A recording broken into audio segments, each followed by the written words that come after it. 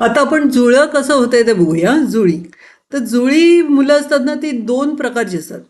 मोनोझायगोटिक म्हणजे identical twins किंवा डायझायगोटिक. तर पहिले आपण मोनोझायगोटिक म्हणजे आयडेंटिकल ट्विन्स कसे होतात ते बघूया. तर इकडे काय झालंय, एग आणि स्पर्मचं फर्टिलायझेशन झालं. आता कधी कधी तो झायगोट आहे ना, ती जी सेल फॉर्म होते तीच मध्ये डिव्हाइड होते आणि त्याच्या दोन वेगवेगळ्या सेल्स होतात. म्हणजे एकच फक्त फर्टिलाइज झालेलं आहे, एग आणि स्पर्म, पण त्याच्यात झाले एका झायगोटचे दोन झायगोट झाले.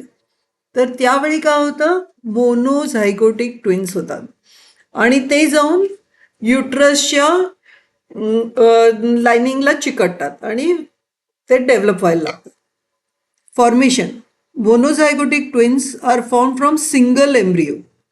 One egg is fertilized by one sperm, creating a single zygote. The zygote then splits into two, resulting into two embryos. The twins are genetically identical. They are either both girls or both boys. आता डायझायगोटिकच्या वेळी काय होतं माहिती आहे, चुकून दोन eggs एका वेळी येतात आणि दोन स्पर्म्स होतात. दोन स्पर्म्स येतात आणि दोन एग्स फर्टिलाइज होतात. Two separate oocytes are released. एका एगच्या ऐवजी ती जी ओव्हरी आहे ती दोन एग्स रिलीज करते आणि दोन स्पर्म्स येतात, आणखीन दोन स्पर्म्स फर्टिलाइज होतात. The two eggs are fertilized by two separate sperms. This results in two separate zygotes and two distinct embryos. Both embryos implant in the uterus separately. हे दोन्ही embryos आहेत ना, ते युटरसमध्ये सेपरेटली चिकटतात. The twins are genetically different and may be of the same or different gender. म्हणजे boys boys असतील किंवा boy girl असू शकेल, काहीही असू शकेल. तर आता Pranav and Preeti are twins in your class. They belong to dizygotic twin types. कारण इकडे सेक्स डिफरंट आहे ना, म्हणून ते डायझायगोटिक ट्विन टाईप असणार. जरा आणखीन फिमेल रिप्रोडक्टिव्ह सिस्टम बद्दल माहिती जाणून घेऊया. आपण बाळ कसं होतं ते बघितलंच आहे. हां, तर जी स्त्री असते, जी मुलगी असते, ती जन्माला येते ना, तेव्हा तिच्या ओव्हरीमध्ये 2 to 4 मिलियन oocytes असतात. म्हणजे त्या ओव्हरीमध्ये 2 ते 4 मिलियन एग्ज असतात असे, पण ते इमॅच्युअर असतात. ओके. मग साधारण 10 ते 17 वर्षाच्या वयात तिचे पिरियड सुरू होतात आणि एकदा पिरियड सुरू झाले का दर ऑल्टरनेट मंथला एक त्याच्यामधलं oocyte आहे त्याचं एग मॅच्युअर होतं, एग होतं तयार. हां, आणि ज्याच्यामध्ये क्षमता असते की स्पर्मला भेटून फर्टिलाइज व्हायची. ओके. आता हा प्रोसेस 45 ते 50 वर्षापर्यंत चालतो. 45 ते 50 वर्षाच्या दरम्यान तिला मेनोपॉज होतो, म्हणजे तिचे पिरियड्स थांबतात. पिरियड्स थांबल्यावर ते एग बनणं पण थांबतं. तर मुलीला 10 ते 17 वर्ष म्हणजे जेव्हापासून तिचे पिरियड्स यायला लागले आणि मेनोपॉज म्हणजे ज्या पॉइंटला तिचे पिरियड्स थांबले त्या दरम्यानच तिला बाळ होऊ शकतं, तिला आई होण्याची क्षमता असते. आणि ह्या दरम्यान ती अबाउट 400 एग्स निर्माण करते. ओके. तर हे आपण वाचूया. From the age of puberty. Puberty म्हणजे काय, पिरियड्स यायला सुरू झालं. Up to menopause. मेनोपॉज कधी येतो, 45 to 50 इयर्स म्हणजे पिरियड्स थांबणं. From 10 to 70 years up to the age of 45 to 50 years an ovum is released every month from the ovary. That is, out of 2 to 4 million oocytes, approximately only 4 oocytes are released to the age of menopause. म्हणजे फक्त 400 eggs होतात, oocytes होतात. आता बाकीच्यांचं काय होतं, बाकीचे असे weak होतात आणि युजलेस होतात, त्याला डी जनरेशन असं म्हणतात. Reproductive system works only till menopause. तर reproductive system works up to मेनोपॉजचा अर्थ काय? स्त्री आई मेनोपॉज पर्यंतच बनू शकते. Remaining oocytes undergo degeneration. उरलेले जे 400च्या उरलेले जे एक झालेले आहेत सगळे oocytes असतात ते युजलेस होतात म्हणजे अंडरगो डिजनरेशन. आणि काय गोष्ट लक्षात ठेवायची, बोथ गॅमेट्स म्हणजे मेल गॅमेट म्हणजे स्पर्म, आणखी फिमेल गॅमेट म्हणजे एग किंवा ओवम, हे दोन्ही मिओसिसनी होतात. Both gamete sperm and ovum are formed by meiosis. Sperms are produced in testes of male from beginning of maturation, that is puberty till death. Sperm जे असतात टेस्टिसमध्ये म्हणजे जे इमॅच्युअर स्पर्म असतात टेस्टिसमध्ये ते प्युबर्टीपासून मॅच्युअर व्हायला लागतात. प्युबर्टी म्हणजे मुलं पण वयात यायला सुरुवात होते, आपण बघितलेलं आहे 9 ते 10 वर्षाच्या वयापासून. पण त्यांचे स्पर्म्स मात्र मरेपर्यंत प्रोड्यूस होत होतात.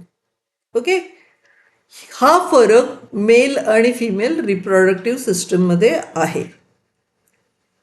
About 45 to 50 years, secretion of hormones controlling the functions of female reproductive system either stops or becomes irregular. This is called menopause. म्हणजे काय, 45 ते 50 वर्ष जेव्हा होतं, हा जो आपल्याला पिरियड्स येतात ना, ते हार्मोन्स असतात, ते हा पिरियड्सचा प्रोसेस आहे तो कंट्रोल करत असतात. लक्षात घ्या, हार्मोन्स म्हणजे एक प्रकारची आपल्या शरीरातली केमिकल्स आहेत जी बायोलॉजिकल प्रोसेस म्हणजे शरीराचे वेगवेगळे प्रोसेसेस कंट्रोल करत असते. तसंच हा जो फिमेल रिप्रोडक्शनचा प्रोसेस आहे ज्याच्यामध्ये पिरियड्स येतात, तो प्रोसेस हार्मोन्सनी कंट्रोल्ड आहे. तर 45 ते 50 वर्षाच्या वेळी काय असतं की ते हार्मोन्स असतात ना, हे स्टॉप करतात हा प्रोसेस. तर त्यामुळे इरेग्युलर पिरियड्स होतात आणि हळूहळू ते बंदच होतात. त्याला मेनोपॉज म्हणतात. At the age of about 45 to 50 years, secretion of hormones म्हणजे हार्मोन्सचं प्रोडक्शन. हार्मोन्स जी केमिकल्स जी प्रोड्यूस होतात त्यांचं secretion. Controlling the functions of female reproductive system either stops, पूर्ण बंद तरी होतं किंवा इरेग्युलर होतं. This is called menopause.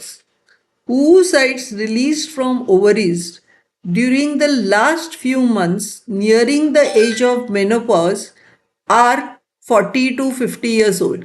आता काय जन्मल्यापासून ते oocytes आहेत ना, म्हणजे मेनोपॉज होईपर्यंत ती जी एग्ज येतात, ओव्हम असतं, ते किती जवळजवळ 40 ते 50 वर्ष जुनं झालेलं असतं, म्हातारं झालेलं असतं. Their ability of division has been diminished till now. म्हणजे ते आता पुढे डिवाइड होण्याची जी ग्रोथची ॲबिलिटी आहे ती त्यांची खूप कमी झालेली असते. Due to this they cannot complete meiotic division properly. त्यामुळे त्यांचं मायोसिस बरोबर होऊ शकत नाही. आणि मायोसिस नाही झालं तर हेल्दी एग प्रोड्यूस होणार नाही. If such oocytes are fertilised, newborns produced from them may be with some abnormalities like Down syndrome. आता होतं काय, ह्यांची जेव्हा अगदी ते मेनोपॉजच्या जवळ आलेले असतात त्यावेळी ते जे एग मायोसिसने प्रोड्यूस झालेलं असतं ना, ते असं हेल्दी एग नसतं. त्याचं कम्प्लीट व्यवस्थित मायोटिक डिव्हिजन मायोसिस झालेलं नसतं. त्यामुळे त्याच्यामध्ये काहीतरी प्रॉब्लेम असतो. आणि ते एग जर जेव्हा चुकून फर्टिलाइज झालं आणि त्याची बेबी झाली तर त्या बेबी ॲबनॉर्मल असते आणि ती जी ॲबनॉर्मॅलिटी आहे त्याला डाऊन सिंड्रोम असं म्हणतात. त्यामुळे म्हणतात ना, उतार वयात बाळं होऊन देण्यात अर्थ नसतो, कारण त्यावेळच्या ज्या बेबीज असतात त्या नॉर्मल होतील ह्याची गॅरंटी नसते. जेव्हा बाळ होतं तेव्हा तुम्ही बघितलंय की बाबा स्पर्म देतात, आईचं एग असतं, फर्टिलाइज होतं आणि मग बाळ जन्माला येतं. तर ते बाळ मुलगाही होऊ शकतं किंवा मुलगीही होऊ शकतं. तर मुलगा आहे का मुलगी आहे हे कोणामुळे ठरतं? बाबांमुळे का आईमुळे? म्हणजे बाबांच्या स्पर्मच्यामुळे होतं की आईच्या एगच्यामुळे होतं? तर हा प्रश्न आहे ना, हा परीक्षेत बऱ्याचदा येतो. हां, तर आता होतं काय की बाबांचे कडेचे 46 क्रोमोसोम्स असतात. हं? ज्यांचं मिओसिस होऊन स्पर्म होणार आहे, ज्यांचं मिओसिस होऊन स्पर्म होणार आहे, तर त्याच्यामध्ये 22 क्रोमोसोम्स असतात ना. 22 क्रोमोसोम बॉडीचे असतात, म्हणजे ते बॉडीच्या पार्ट्सबद्दल डिसाईड करतात. पण त्यांच्यामध्ये एक क्रोमोसोमची पेअर असते, 23rd क्रोमोसोमची पेअर, ज्याच्यामध्ये एक एक्स असतो आणि एक वाय असतो. हं? पुरुषांमध्ये एक 23rd पेअरमध्ये एक एक्स असतो आणि एक वाय असतो. वेळेस तुम्ही बायकांचं बघितलं ना, बायकांचे जे पेअर्स असतात त्याच्यामध्ये त्यांचा 23rd क्रोमोसोम असतो ना, तो पण एक्स एक्सच असतो. ओके, तर आता स्पर्म जो बनतो मिओसिसनी, तो 22+X वाला बनू शकेल किंवा 22+Y वाला बनू शकेल. पण बायकांचं साईड आहे, एग आहे, ते नेहमीच 22+X होणार. तर हे 22+X वाला स्पर्म जर फर्टिलाइज झाला 22+X साईड बरोबर, तर काय होईल? हे 44 आणि म्हणजे हे 22 क्रोमोसोम झाले आणि 23rd क्रोमोसोम XX होईल. म्हणजे हा हे जे बाळ आहे ती मुलगी होईल. त्याचप्रमाणे जर वडिलांचा 22+Y स्पर्म आणि 22+X आईचं आले, तर काय होईल? मुलगा होईल. कारण हे 22 क्रोमोसोम्स 44 क्रोमोसोम्स आहेत, ते 22 बॉडीवाले आले आणि सेक्सवाला एक बाबांकडून वाय आला आणि आईकडून एक्स आला, म्हणजे 23rd क्रोमोसोमचा पेअर का झाला? XY. त्यामुळे वडिलांच्या स्पर्म्सवरतीच मुलगा होणार का मुलगी होणार हे डिपेंडंट असतं. ओके, तर म्हणून हे स्टेटमेंट आहे, it is not right to consider mother responsible for giving birth to a girl child. होतं काय, बायका बाळाला जन्म देतात, त्यामुळे सगळेजण दोषी ठरवतात बाईला का हिला मुलगी झाली. पण ती मुलगी कोणामुळे झाली आहे? तर वडिलांच्या स्पर्ममुळे झाली आहे. हे लक्षात न घेता ते नेहमी बाईला दोषी ठरवतात. तर लक्षात काय ठेवायचं, जेव्हा बाळ निर्माण होतं तेव्हा बाळ मुलगा आहे का मुलगी आहे हे वडिलांचा स्पर्म ठरवतं. कारण स्पर्म हा 22+X असू शकतो किंवा 22+Y होऊ शकतो. वेरॅज बाईचं जे एग असतं ते नेहमीच 22+X असणार आहे.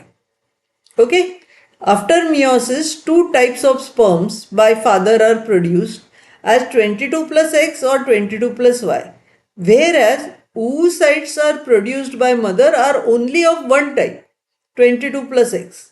During zygote formation, man contributes either X or Y chromosome to the next generation, but woman contributes only XX chromosome to the next generation. At the time of fertilization, if X chromosomes come from male, the child will be a girl, and if Y chromosome comes from male, the child will be a boy. Thus, gender of a child is determined by male partner of the couple. So, it is not right to consider mother responsible for birth of a girl child. खूप popular प्रश्न आहे, ह्याच्यावरती fill in the blanks पण येतं. Human mails आहे 44+XY chromosome. इकडे batch the पेअरमध्ये पण येऊ शकतं. आणि हा लेबल डायग्रॅम फिमेल रिप्रोडक्टिव्ह सिस्टमचा विचारला जाऊ शकतो. ओव्हिडक्ट, ओव्हरी आणि युटरसचं फंक्शन विचारलं जातं. ओव्हिडक्ट और fallopian tube is the place through which eggs travel from ovary, meet sperms and fertilisation takes place. ओव्हिडक्टमध्ये फर्टिलायझेशन होतं. Ovary the ovary produces the female gamete or egg and the female hormone oestrogen. ओव्हरीची काय दोन कामं आहेत, female gamete produce करणं आणि hormone पण प्रोड्यूस करतं oestrogen. Uterus. Uterus is a place where embryo gets implanted after fertilisation. Embryo जाऊन चिकटतो आणि युटरसमध्ये बसतो फर्टिलायझेशन झाल्यावर. The uterus accommodates growing foetus till it completes growth. म्हणजे जोपर्यंत फिटस म्हणजे ते ग्रो होणारं पोटातल्या बाळाला फिटस म्हणतात. FOETUS असा शब्द आहे. तोपर्यंत युटरस त्या बॅगेमध्ये त्या बाळाची पूर्णपणे काळजी घेतो आणि ते बाळ तिथे त्याची ग्रोथ कंप्लीट करतं.